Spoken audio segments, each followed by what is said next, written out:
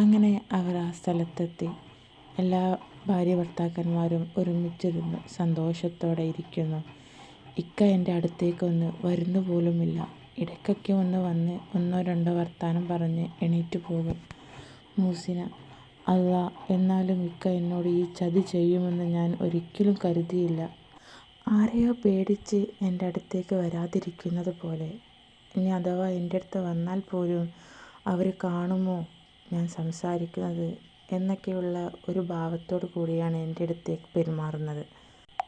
കൂടെ വന്ന എല്ലാവരും നല്ല രീതിയിൽ എൻജോയ്മെൻറ്റ് ചെയ്യുന്നു. എനിക്കതിനും പറ്റുന്നില്ല. മനസ്സിന് സമാധാനമുണ്ടായാലല്ലേ അതിനൊക്കെ പറ്റുള്ളൂ.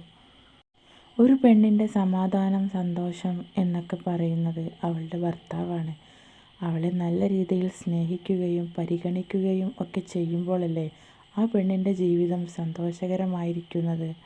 മറ്റൊരു പെണ്ണിൻ്റെ കൂടെ തൻ്റെ ഭർത്താവ് സംസാരിക്കുകയും നടക്കുകയും ഒക്കെ ചെയ്യുമ്പോൾ ഏതൊരു പെണ്ണിൻ്റെ ഹൃദയവും തകർന്നു പോകും.